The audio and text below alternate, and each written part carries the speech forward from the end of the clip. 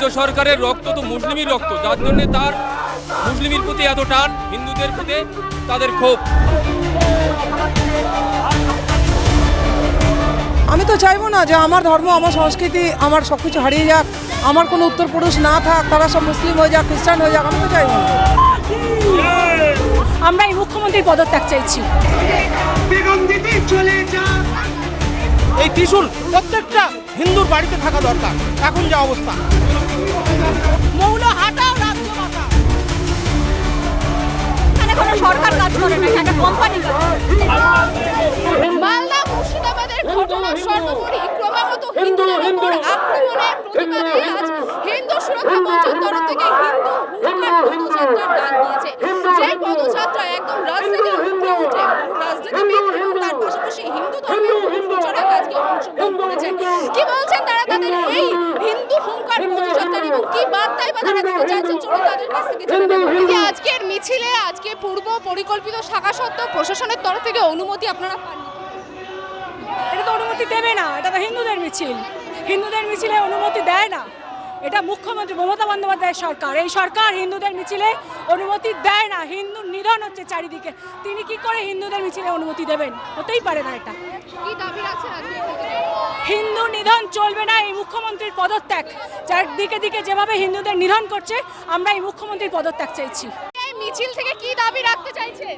মিছিল থেকে এই দাবি রাখতে চাইছি কি মুর্শিদাবাদে হিন্দুদের উপরে অত্যাচার হলে কেন সেখানে মা বোনকে বিভিন্নভাবে নোংরা প্রস্তাব দেওয়া হয়েছে, এটা হচ্ছে কেন? আমরা বাঙাল পশ্চিমবঙ্গে থাকি, ভারতীয়, আমাদের উপরে এরকম অত্যাচার হবে কেন? তার জন্য আজকে আমরা পথে নেমেছি। এর মিছিলে এই মৌলবাদরা আমাদের উপর যেভাবে মমতা ব্যানার্জির সাপোর্ট নিয়ে, মমতা ব্যানার্জির সহায়তায়, মুখ্যমন্ত্রীর সহায়তায় যেভাবে আমাদের উপর নিধন শুরু করেছে, হিন্দুদের উপর অত্যাচার শুরু করেছে, আমরা চাই মুসলমান মৌল হাটাও, রাজ্য বাঁচাও। কোথা থেকে এসেছেন আজকে এখানে? আমি সোদপুর থেকে এসেছি। আপনি কি এইভাবে এসেছেন পুরো রাস্তাটা? না না, গাড়িতে এসেছি। গাড়িতে এসেছেন এবং শিয়ালদা থেকে শুরু করেছেন। মানে এই অবস্থায় আপনাকে মিছিলে আসতে হবে, এটা মাথায় এলো কি করে? এটা তো অস্তিত্বের রক্ষার লড়াই, কি করা যাবে? আজকে এখান থেকে কি বার্তা দিতে চাইছেন, কি দাবি রাখছেন? আমার দাবি একটাই, পশ্চিমবঙ্গকে মুসলিম মুক্ত করতে হবে। একদম মুসলিম মুক্ত করতে হবে। এই জমিটা তৈরি হয়েছিল হিন্দু বাঙালির জন্য, মুসলিমের জন্য নয়। তাই আমার একটাই কথা, এখান থেকে মুসলিম মুক্ত করতে হবে এটাকে। তো আমাদের সংবিধান তো ধর্মনিরপেক্ষ। ওসব আমরা কেন মানবো? ওই সংবিধান আমরা তৈরি করিনি, মূল্য কেন আমরা দেবো? এখান থেকে সম্পূর্ণভাবে মুসলিম মুক্ত চাইছে। একদম মুসলিম মুক্ত। পশ্চিমবঙ্গ না দেশ?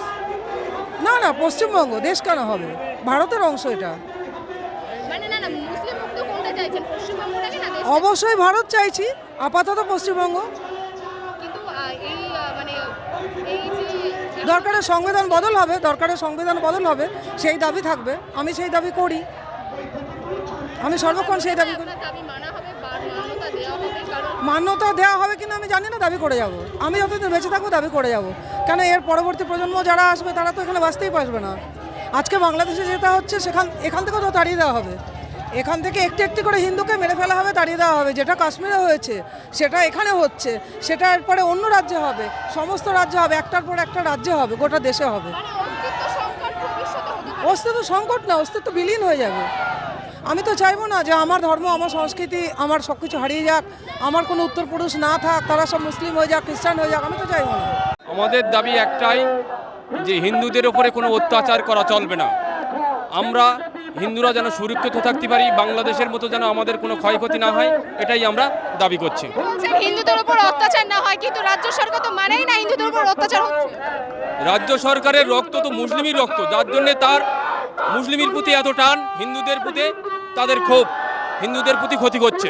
আজকের মিছিলে যে পদযাত্রা যে শুরু করেছো, সেই পদযাত্রা নিয়ে কি বলবে, কি দাবি রাখতেছো, কি বার্তা দিতে চাইছো?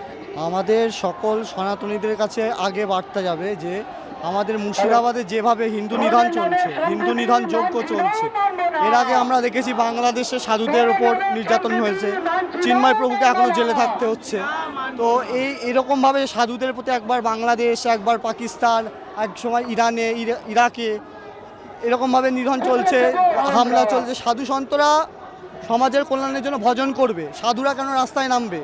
আজ এই সরকার এত অপদার্থ সরকার যে বাংলাকে এমন জায়গায় নিয়ে গেছে, সনাতনীদের উপর এত নির্যাতন করছে, সাধুরা রাস্তায় এসে প্রতিবাদ করছে।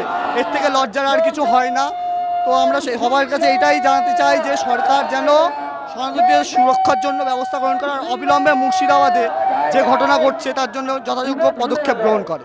পুলিশের আবার পারমিশন দেওয়ার কি আছে? আমরা হিন্দুস্তানে থাকি, আমরা হিন্দুদের জন্য যখন তখন আমরা মিছিল বার করতে পারি। এটা তো পুলিশের সঙ্গে পারমিশন নেওয়ার কোনো ব্যাপার না। যখন তখন যা ইচ্ছা নিয়ম করবে। এটা কি বাংলাদেশ নাকি? বাংলাদেশ হলে বোঝা যেত, কিন্তু এটা হিন্দুস্তান, এটা আমাদের মাতৃভূমি, এটা আমাদের পিতৃভূমি। এখানে আবার পারমিশন, আমি কার কাছে পারমিশন নিতে যাব?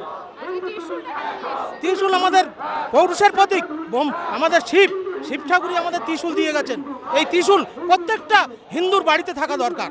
এখন যে অবস্থা, এই মোল্লাদের বিরুদ্ধে লড়তে গেলে এই ত্রিশূল, রামচন্দ্র যে অস্ত্র ব্যবহার করেছিলেন, সেই অস্ত্র প্রত্যেক ভারতবাসীর, প্রত্যেক হিন্দুর, প্রত্যেক সনাতনীদের ঘরে ঘরে রাখা উচিত।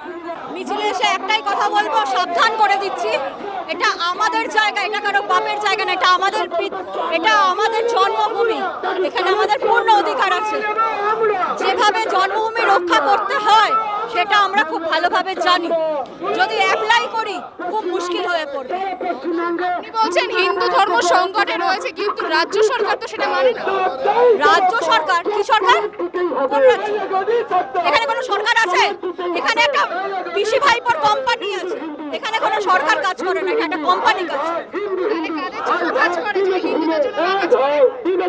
তাহলে কাদের জন্য কাজ করে? যে হিন্দুদের জন্য না কাজ করে? দুধাল গাইদের জন্য কাজ করে। দুধাল গাই জানেন? ওদের জন্য কাজ করে। বাংলা হান্টের আরও খবর দেখতে নজর রাখুন। বাংলা খবর মানেই বাংলা হান্ট।